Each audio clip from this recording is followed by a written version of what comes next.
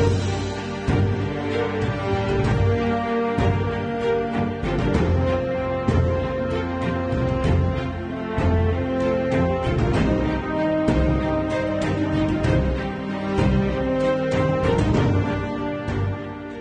and welcome to episode 61 of Elves, Rings, and Nerdy Things.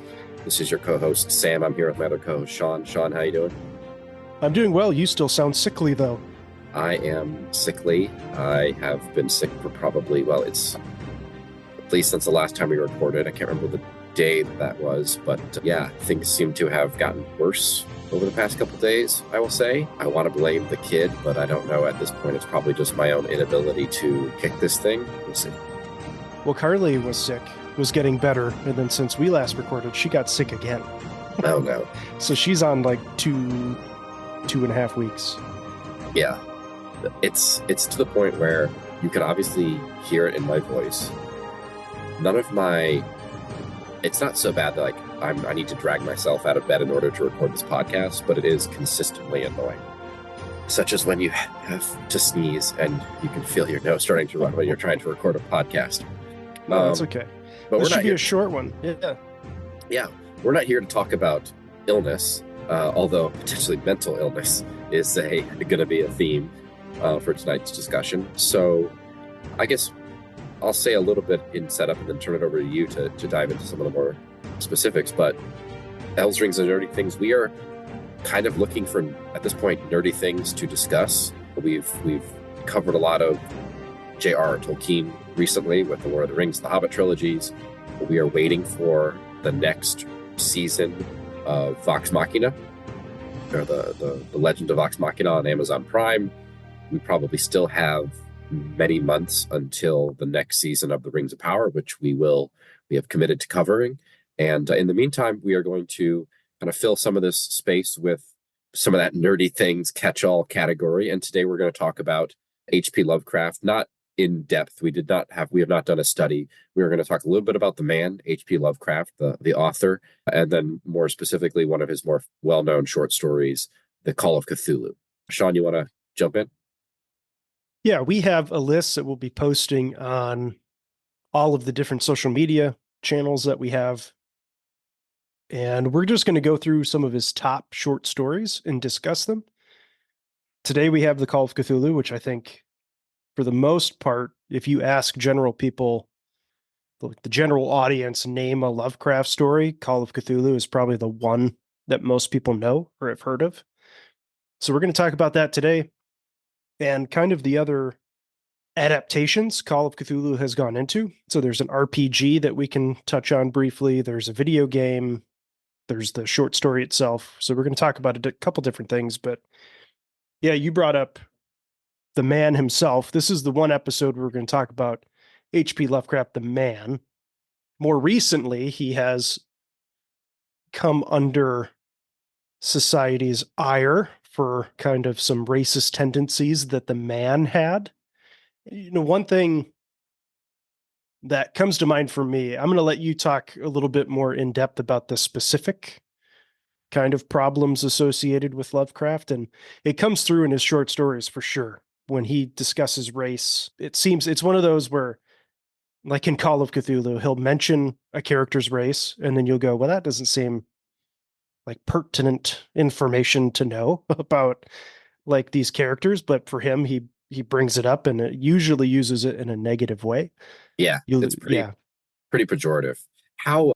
Before we dive into this, the man and then the story, how familiar with H.P. Lovecraft, and have you read any of his stuff before we embarked on this? How familiar were you?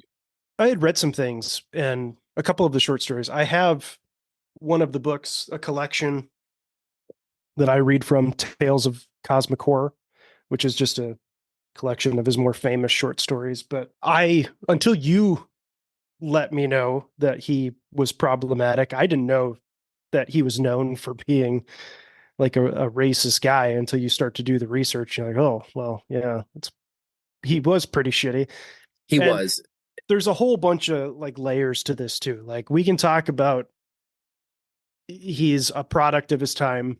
And we mentioned that with Tolkien a lot with representation of strong female characters. Like Tolkien doesn't really have them because he was writing in the 1930s for a specific audience. And we bring that up and we kind of chalk that up to him being a product of his time. And H.P. Lovecraft is similar in this, where he was writing in the 1920s for a specific audience. And we should say too that just a brief, and I don't have any more context than a brief overview of his biography, thanks to what's on Wikipedia. And I even that just go through a little bit. Like the dude went through some pretty significant trauma in his life with losing his father, what was very likely kind of like late stage syphilis, and that the psychotic state that brings on. His family went through significant financial troubles. His mother seems to have been very protective is probably the best way to do it, best way to describe it. And then she was institutionalized and died. Not that any of these things excuse the behavior and the viewpoints and that, but that's what I want to say. We're not apologists for H.P. Lovecraft, and that's when he's a very unique figure who happens to have written stories that were not very popular or successful during his time, but have grown significantly since then due to the influence on kind of other authors and kind of relatively significant things in the culture. Yeah. And we wanted to talk about his works, but we didn't want to brush over the fact that he was problematic. So we wanted to at least bring that up, and it didn't feel right discussing some of his works without recognizing the harm in his works. So we didn't want to brush over that. We wanted to talk about him. And this is something that I had struggled with as a social studies teacher. It's that idea of, can you talk about and praise the good while recognizing the bad? And especially with U.S. history, I personally can't stand the founding fathers, a bunch of old white racist men who happen to write some good things. That's how I view them.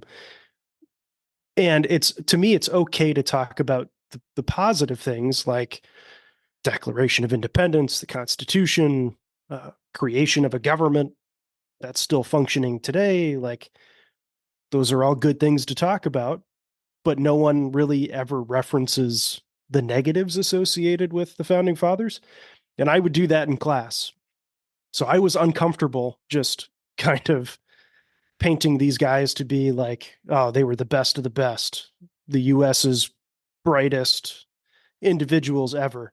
Yeah, and they were also racist and had slaves and owned people, sired children with their slaves, like Jefferson.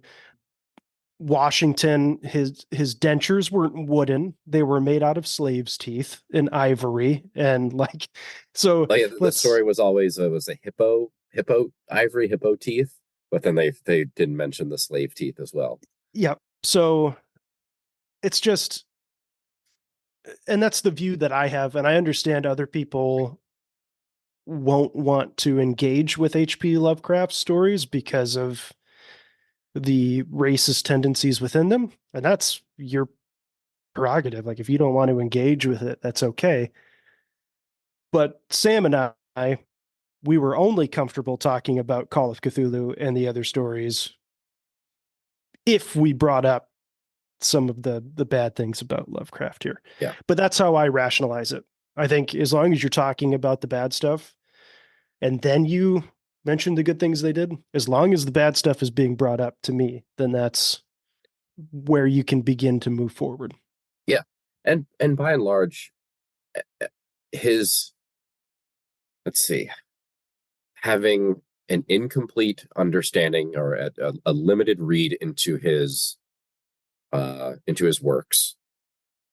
I can't say this for sure, but it's not as if he wrote one story that became very well known and everything else he had was just racist screeds. His focus was the whole idea of the kind of H.P. Lovecraft inspiration was this idea of cosmicism, in which the human beings are insignificant in the cosmic sense. And that's kind of the through thread. and then just ideas about kind of the loss of sanity, the fragility of the human mind and the human psyche. Those are really the threads. And I think when appropriate, we're going to talk about how the way that he characterizes people or describes people, his use of language can be either it was intentionally racist, using race in order to denigrate someone, some character, or maybe intentionally, or maybe even metaphorically. So there probably are some instances where the there are things relevant to the story which are allegorical and might reflect some of his prejudices. So we'll talk about those as they come up. But yeah, we're not going to spend every podcast discussing H.P. Lovecraft the man, because it's really the fiction that we're reading. We're not reading his biography. We're not going to debate the person. So that leads us to Call of Cthulhu. Like I had mentioned earlier, adapted into a couple different media forms. But the short story itself is split up into 3 sections. The first section kind of details the death of our main character's uncle, and this is called The Horror in Clay. And for the most part, Sam, if I'm just going to give like a overview, this is what I would say, then you let me know if you want to add anything else. Do we even get the name of the individual that we have? Yeah, it's not very prominent in the version that I had. I should say, I believe that his works are in the public domain. And so the version that I have was like a free collection available through Kindle. And so there might be some variations between the different editions that are out there. According to Wikipedia, there is a name given to the narrator, and it's Francis Thurston. But I don't recall that. And this is something that each of us Oh, no, I do see it. Yeah. Okay, it's So there. at the very beginning of the story, there's like an excerpt that says found among the papers of the late Francis Wayland Thurston of Okay, there Boston. you go. Okay. So that's the only reference to the narrator here. But the first section, though. Well, yeah, because he's never named. There's no dialogue, I think, between him. It's all recollections. The 3 sections are him narrating different stories. So the first one, we have The Horror in Clay, which is a discussion of our narrator. His great uncle passes away, and he goes to collect his things and uncovers some handwritten notes about this kind of manic episode this artist goes through, and the creation of like this clay idol.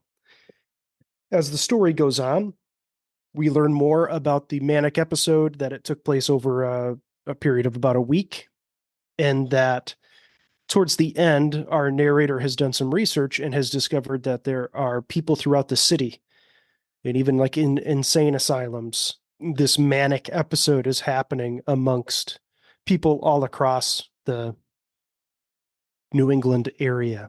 And that is specifically people who are kind of artistic or creative or have, I think, sensitive psyches is maybe how that's phrased in the book. Or like weakened constitutions. That might be a way to do it too. Basically, people who have a negative wisdom modifier and are going to fail a check, if you want to put it in D&D terms. Yeah, and this is where we first begin to get some hints at what they call the Cthulhu cult. The individual, the artist, hits a point where he goes into, what do you call it? I can't think of it. He's basically asleep. Comatose. Into a coma. And then he comes out of it, not recalling anything that had happened. But one of the things that I really like about this story in particular, we talk about the fear of the unknown. We talk about Lovecraft, his fear of cultures outside of what he's familiar with. And to me, this story in particular, I love the fear of prehistory. And that's kind of what all 3 sections kind of touch on, is humans have been around for a very long time, hundreds of thousands of years. And written history only goes back to what, 8,000 BC? Well, depends on, I would say written history would be what, at 2500 BC, like Herodotus and things like that. Maybe some of the clay tablets in Babylon Yeah. and whatnot. The story gives us this concept of there is so much more history that is unaccounted for. So, what was going on before this? The story just gives you a sense of unease throughout all three sections. Is it? I think it's maybe a sentiment of from the narrator that he opens the story with talking about how if it were possible for a human mind to comprehend all that is out there and all that has happened, it would be overwhelming and it would basically drive you insane, which is kind of the theme, like I mentioned earlier, this idea of cosmicism, where not only is the human race insignificant in the cosmic sense, it's also it is so insignificant that were a human to learn of this insignificance, it would break their mind. And that's a theme throughout other short stories. I should, at the beginning, I think I asked you about your familiarity with H.P. Lovecraft. You've read some of the stories. I've read a few of the short stories. I think of the longer ones, I've read Shadow over Innsmouth, which is, I don't think, one of his longer ones. And then I've read a lot of, but I did not finish, At the Mountains of Madness, which includes some of this similar information as well. And that whole idea that you could go crazy just by learning too much or seeing things that the human mind is not prepared to see will drive you insane is one of the foundational mechanics to things like the Call of Cthulhu role-playing game and other things that are derivative of the works of H.P. Lovecraft. So that idea is pretty central, and he starts with it, and you're right. It's there the entire time, and you really get glimpses of it in each part of the story with the kind of the touched nature of the sculptor, and then in the other sections as well, which we'll get to. So, the end of the first section, he goes on to find news stories of events that happened during this week long manic episode of our artist. But then he goes on to talk about there were issues in Haiti, African outposts, the Philippines, New York policemen in the west of Ireland. There were all of these things. There's a dream landscape painting that hangs in a Paris salon. So across the board, all over the world, over this week, our narrator has discovered a trend of things taking place. Then he goes on in the second section to talk about like news clipping that he just happens to discover or come upon in the possessions of his great uncle. And that leads him to the tale of Inspector Legrasse. If you want to give a quick synopsis of what happens with the Inspector Legrasse in New Orleans.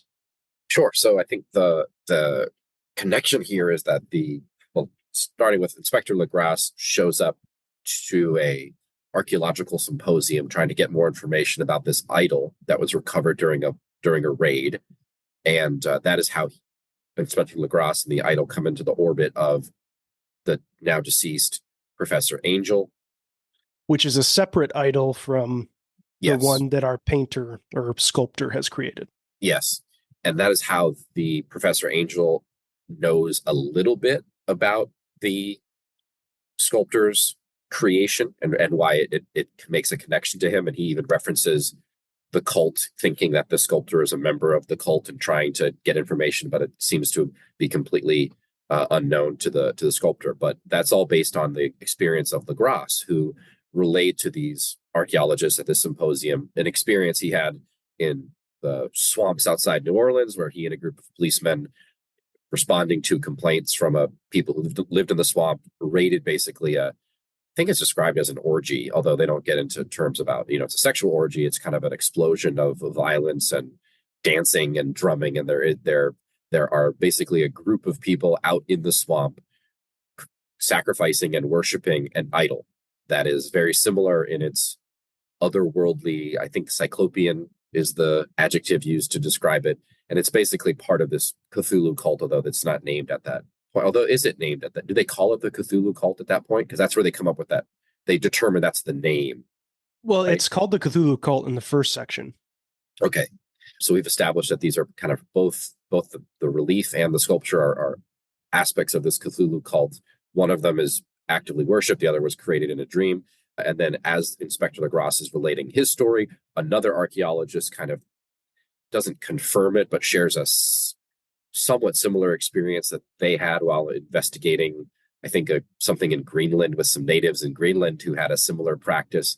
And so we get kind of a confirmation. And then I do have a summary up here, and there was a connection, or I should say that there's one of the captured cult members was talking about Cthulhu, saying that there will be a time when, I think, what is it, the stars are aligned, or the stars are in the right position, that Cthulhu will come back. And I think they basically come up with this translation of what these cultists were chanting, which is something like, in the city of Rila, I don't know how to pronounce it, Relaya.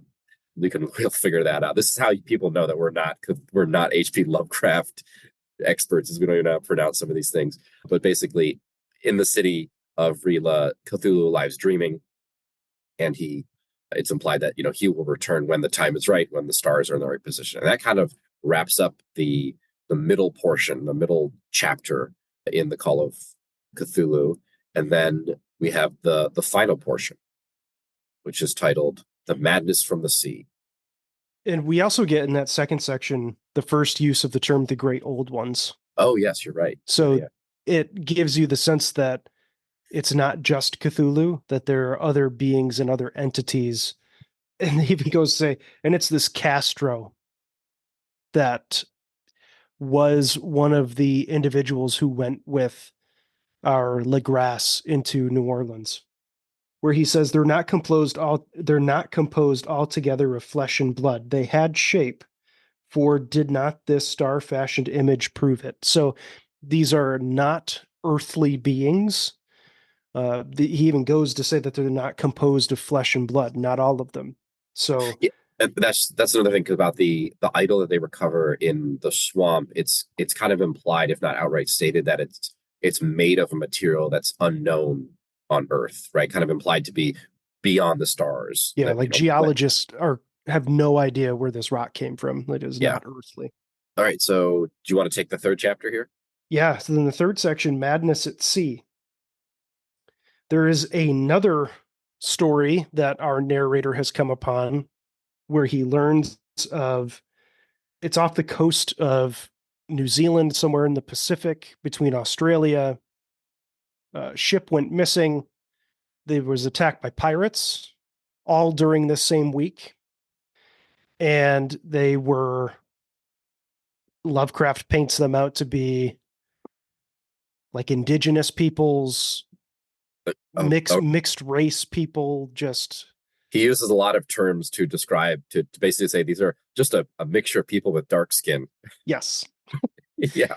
And that they tell the boat to turn back to where they came from, like leave the waters where they are. And then the boat with one of these individuals that wrote down their story decides not to go back. And then they push forward and they kill all of the individuals who were kind of pirating them. And then they take their boat and sail towards the direction that they told them not to go. And they uncover like an island sticking up out of the water. An uncharted island, right? Yep. It's made of that stone that the idol was made from.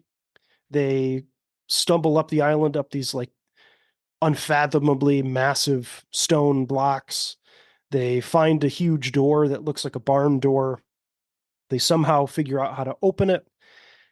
And we basically have the idea that during this week, Cthulhu was actually like released upon the earth. And for whatever reason, he eats like half of the crew. Yeah, I think it's like a couple of them just die out of the sheer fright of it all. And then he eats a couple of them. Or I don't know if he says eats, but it's like he basically crushes them or eats them or whatever. He grabs them, yeah. And then one of them is like sucked into like it's not described as a black hole, but like basically disappears because they like hit a building or something like that, and it's kind of implying that this weird geography is in and of itself dangerous. Well, and geometry too. Like Excuse me, they're geometry. yeah, That's what I meant. they're talking. He goes one acute angle ended up being obtuse, but it didn't act that way. And yeah, it's just trying to make you think that they're in a setting or in a world where up is down. We were talking about Picasso before. Yeah, Like just think another of like person just who yeah, maybe another not a great person, but some pretty good art. terrible guy, good art. But just think about like those paintings of like stairs and buildings where nothing makes sense. Yep. And that's kind of what they're facing. This is something too that, like I said, I've read a few of his stories, and it's weird because you, in order to express the, and I'm not saying this is exactly what happens in Call of Cthulhu, but it's something that happens in some of the other stories, maybe to a greater extent. But in order to express the weirdness of everything that the characters are experiencing, the narrator often kind of slips into an omniscient perspective and is able to relate things that they seemingly wouldn't be able to relate. And it's always kind of explained through they tap into some sort of, psychic generational memory, or they have visions or something like that. But you're able to, it's partially a way so that the reader can understand the terror and the the unknowable knowledge that is being imparted to the characters.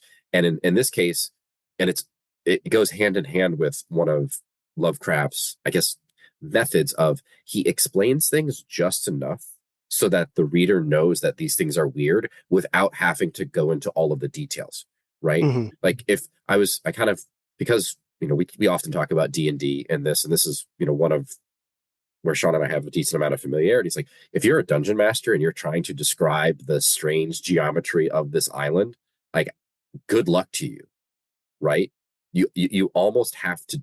It works in a story because every reader can hear those phrases and imagine in their own mind how weird it is, and it's effective as long, assuming the reader has sufficient imagination and motivation to keep I was going going to with say, it. Yeah, as but long as they have an imagination. yeah, like you have to be able to fill in some of the gaps, but it works. But what it would not do is like, okay, I'm a dungeon master, and here's the grid for the city, and I have to figure out how to turn strange geometry into a 2-dimensional or a 3-dimensional battle Mm-hmm. map where your group is fighting Cthulhu. Obviously, that's a complete fabrication because H.P. Lovecraft far predates tactical gaming, but it is a pretty good illustration of how he can be vaguely descriptive, but it's effective for the reader, and it's disturbing what we get. And it's just such a good D&D supervillain too. That Because too. the whole concept is these great old ones came from space like eons ago, and we're here inhabiting the earth. I mean, we could say billions of years before humans before existed. before time, right? Yeah. Yeah, So then Cthulhu is like dead in his home under the water, kind of dreaming, as they say. But when humans or mammals that were able to think came into existence, Cthulhu from this prison is able to reach out to them in their dreams. And the idea is that this cult will never go away because Cthulhu will constantly be trying to be released.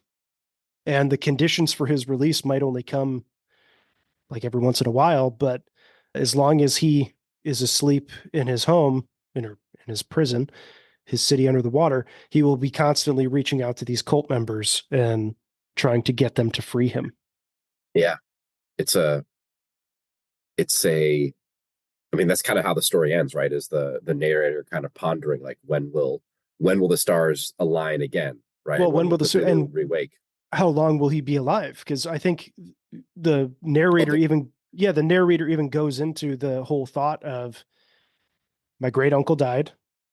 well, so let's finish the summary then. So most of the crew of this ship are either killed a fright or killed by Cthulhu or Oh, somehow that's right. perish. You interrupted me. That's fine. Hey, hey, hey, hey, hey. I don't get it. You, So you, let me finish it. finish it.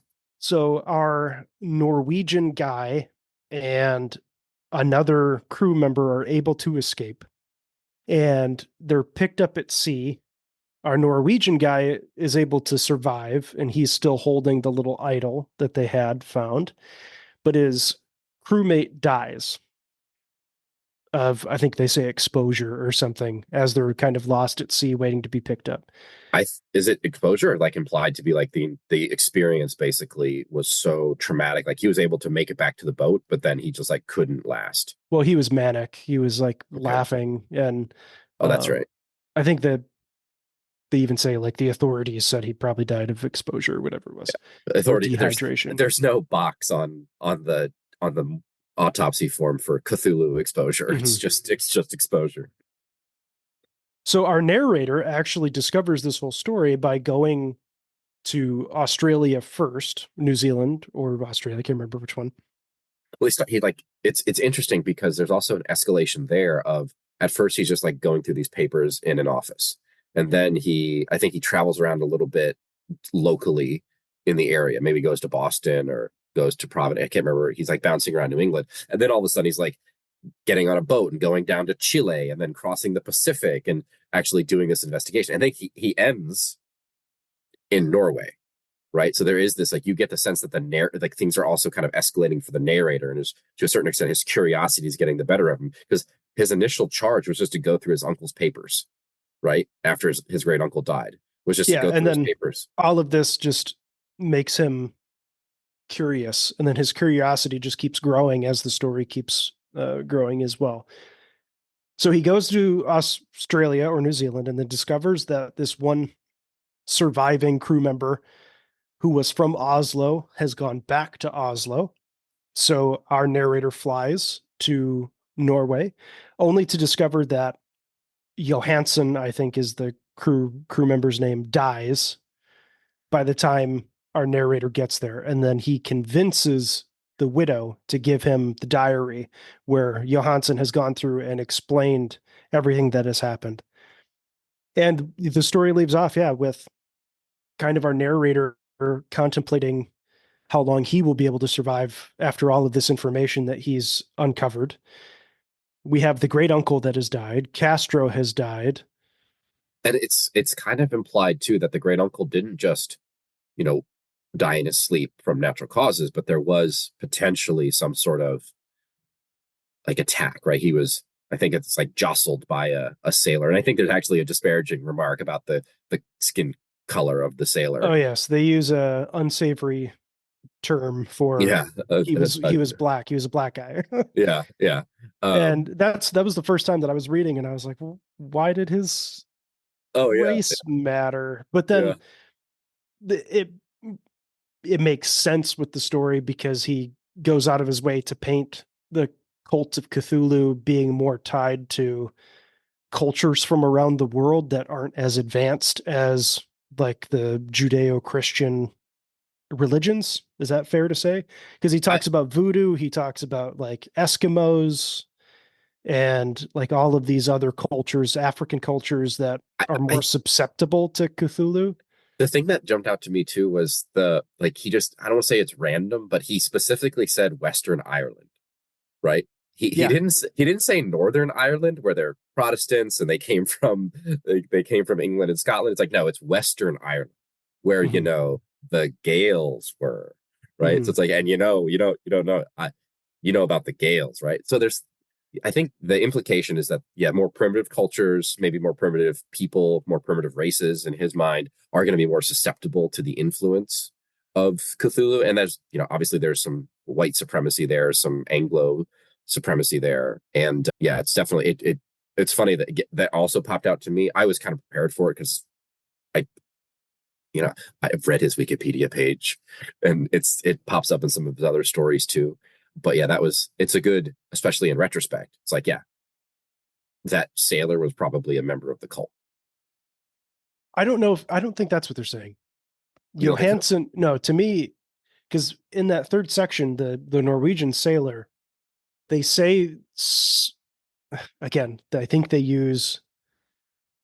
uses a term for like a mixed race person, but our sailor is walking down the streets of Oslo and something falls and hits him. Yeah, it's like a stack of papers, like out of a like an Or attic or something. linens, yeah, or linens or It's like a something, bundle of something.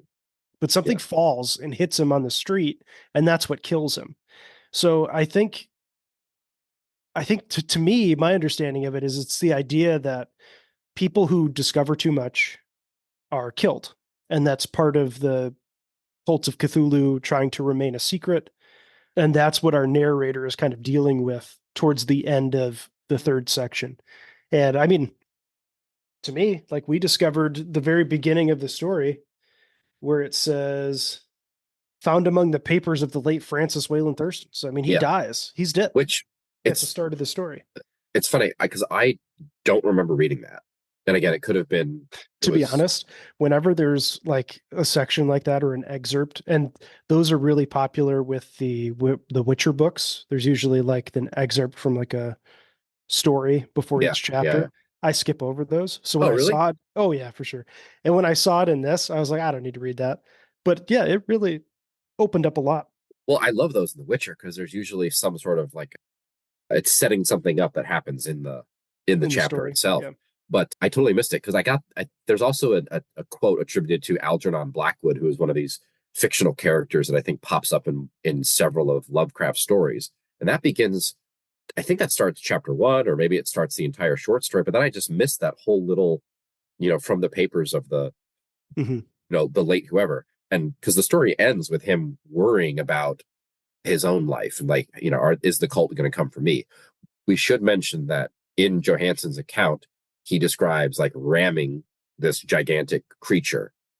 And it kind of is like a really the description of it was so interesting because it seemed like it kind of like dissipated, right? And then it started reforming, like its head basically popped and Mm-hmm. exploded or like melted momentarily, and then it started reforming back into this Cthulhu creature as the yacht that he was sailing in started to get away, and eventually he does escape, and seemingly Cthulhu goes back to where he started. Because doesn't the narrator describe how he actually was on a boat that went to the area, or maybe Johansson reported the incident and like other boats went to investigate and found nothing. Like the entire island was back under Yeah, the water. after he's saved, yeah. Yeah, yeah, Because yeah, that whole situation with him being found and rescued at sea, that happens before our narrator goes to Norway. And then that's where the narrator uncovers all of the information of what really happened because the rescue ship goes back and doesn't see anything. But that's Call of Cthulhu. yeah, I think for the most part for me, I just love the how the story makes me uneasy, and I can understand why people in the 1920s probably weren't big on this because it's so different from anything else that people were writing at the time. I did watch Carly and I Friday night watched Color Out of Space, oh nice, okay, the movie with Nick Cage. Have you watched that? yeah, yeah. You seen it before? Oh no, yeah, I had seen it before. Yeah, yeah, yeah. Okay, okay. But because we were going to do this for the podcast, and I was like, oh, I kind of want to watch Color Out of Space just to. But that is like a Freaky. terror. Yeah, that's Yeah. a terrifying. Well, and you think about it, he wrote that. Well, he died in 37, so I don't know when he wrote Call Out of Space, but this was before space travel. This was before. Was it before War of the Worlds? When was War of the World? Well, the Jules Verne novel probably predates him. So like the idea of a cosmic invasion, but that was basically just it's a different art. Armies have been fighting for the entire existence of man. So just create an army from Mars, and there you go. So it's basically just a different type of war. But yeah, the color of space is really weird. I think we should probably read that short story and discuss it on this podcast so we can get more into that because it is a great Yeah, movie tie-in. And and then yeah, maybe we can then discuss we the movie could too. yeah we could talk about differences Yep. between the movie and the short story. So we I should watched that. oh, yeah, keep going. I was to say the only other thing in terms of adaptations of Call of Cthulhu for me are the video game for Xbox. That's how I played it. I'm pretty sure you could play it on PS4 or 5, whatever. But the adaptation of the video game, it takes place in like the 1920s you're a detective in New York. Have you ever played it? No. So it's an RPG. You're a detective trying to, I believe, like uncover the mystery surrounding a murder, and you're called out to an island in the Atlantic, and you're there and you're just conducting an investigation. And as you, the character, begin to uncover information, you start to discover things about the cult of Cthulhu.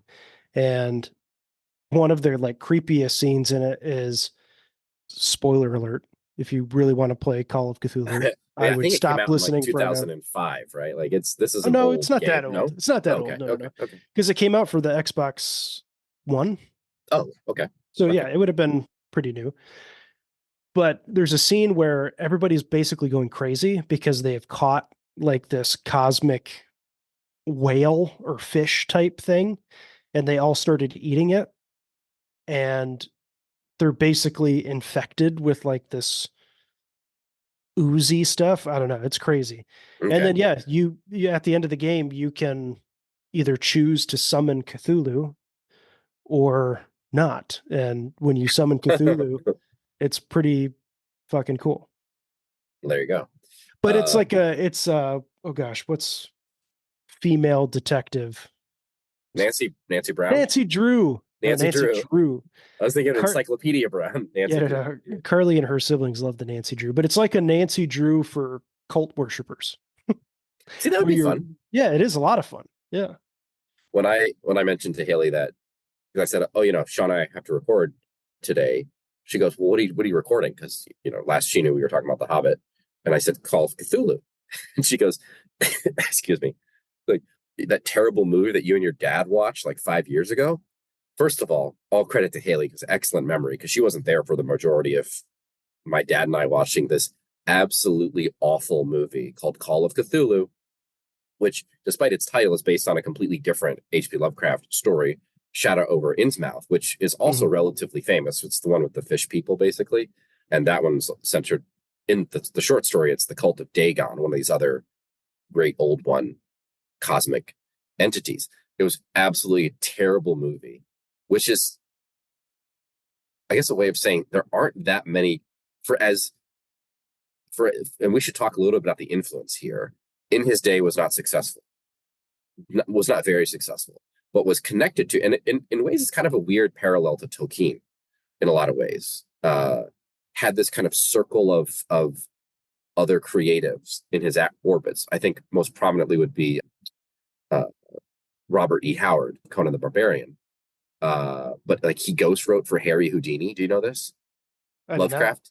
Yeah, Lovecraft did, and Houdini was trying to do more to help out Lovecraft because he knew how kind of rough his life was, but from a financial standpoint. But then Houdini died in 26. Lovecraft was very influential on later writers. I think Stephen King very prominently, apparently Neil Gaiman as well. That's an area where I'm going to bone up on my familiarity with Neil Gaiman.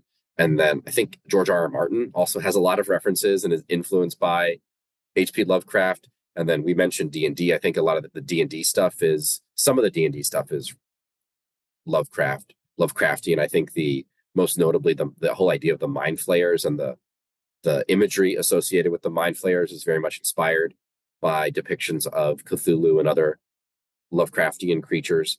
And for as influential as he grew to be, there are still not that many quality adaptations. You mentioned the movie Color Out of Space. That came out within the past Not eight in years. 2021. 2021. Okay, so I think it starred Nick Cage. I think that's a couple of people who have actually done some stuff in Hollywood. Obviously, Nick Cage The is, his wife in the movie looks familiar, but I couldn't give you a name. it's one of those people that She's like been in a they've been bunch of around. stuff. Yeah. Yeah. And Color Out of Space got like a 90% on Rotten Tomatoes. Yeah. But So it's one of those things where, people liked it. And I mean, the audience score was lower, but it I, was still good. it has a cult following, we'll say. The but there are not that many. I think it's difficult to achieve mass market success, right? So you're gonna resonate with a core group of people, but it's hard to do it at large. I think. Are you familiar with the HBO show Lovecraft Country? I am, but that is more of a commentary on racism in the South. So that's what like I haven't seen any of it. We don't subscribe to HBO anymore. I have the novel Lovecraft Country, so Okay. I'm planning on reading that. But from what I understand, it has almost little to do with Lovecraft. Okay, that's what I heard as well. Which, Yeah, to be frank, one of the reasons why I was like, okay, I don't know enough about Lovecraft to really get into something that's maybe more critical of Lovecraft, or is it completely disconnected from I'll find Lovecraft's out. work? Okay, Find out so after I read it. all right, so that's a big question mark for us. But yeah, it's this was the this was the short story that kind of lent its name to his mythos, and is obviously like every once in a while will pop up, and people will try to interpret it in their own terrible Amazon straight to video demand only way. There is rumor that James Wan is trying to come up with an adaptation for Call of Cthulhu. Oh, really? Okay. So there's a chance we could be getting some better high profile adaptations of the material, which would be great. Because I mean, at this point, they are introduced into D&D. I mean, they're the great old ones. That's one of the sorcery or sorcerer patrons you can take on. Oh, Warlock Patron. Yeah. I should say too, I think there was a long time rumor that Guillermo del Toro wanted to do a movie of At the Mountains of Madness, which is that longer story that I started and got a lot of the way through but did not finish. I was reading that when I was doing Teach for America, and I was like falling asleep consistently because I was absolutely exhausted. Apparently, yeah, he's just trying to get funding for that. He's been trying to make it for like 10 years. Yeah, and I think the fact that like you got Guillermo del Toro, who got an Oscar for Shape of Water, Pan's Labyrinth was really well regarded. Like people, I like hate Pan's it. Labyrinth. I know I hated Shape of Water. Oh, you did? You hated Oh Shape of Water? God, it's so bad, man. Are you kidding me? Well, the Academy of Motion Picture Arts and Sciences would disagree. Yeah, and I 100% disagree with them. I don't want to watch a lady having sex with like a fish man. That was really weird. It was, It was weird. Matt Colville, the D&D creator on YouTube, Yeah, yeah. the MCDM. He described it as Guillermo del Toro watched Creature from the Black Lagoon, and his takeaway was they should fuck. That's really funny. But no, I did not. I thought it was a strange film, and I left it kind of not thinking it was that great of a movie. I could be in the minority. I probably am in the minority with that. You, But you, you probably are. But there's nothing wrong with that. You're entitled to your own opinion. And maybe that's, I don't think we're going to go down a Guillermo del Toro hole. But, if Rings of Power is delayed until January 2025, we'll be scraping every barrel for fantasy content. And I think that probably means that we are ready to wrap up this episode. But thank you for joining us for our first foray into the Cthulhu mythos, the work of H.P. Lovecraft. We're going to continue. Follow us on Facebook for additional updates on the short stories and the other stuff that we will cover with Lovecraft. Chime in if you have any suggestions, recommendation, requests. We are in an intermediate period right now as we are waiting for some additional new content closely related to stuff we've covered in the past. I guess we're kind of in the wake of the writer's strike, right? Everything's been delayed. And so it's a great opportunity to maybe go back to some of these foundations of American fantasy and cosmic horror. And I think for us, our next short story, if you would like to follow along and read ahead of time for our discussion next week, Sam, I think we should do The Whisperer in Darkness. All right, The Whisperer in Darkness. That is what we'll cover on the next episode of Elves, Rings, and Nerdy Things. Sean, anything to say before we sign off? That's it. Bye, everybody.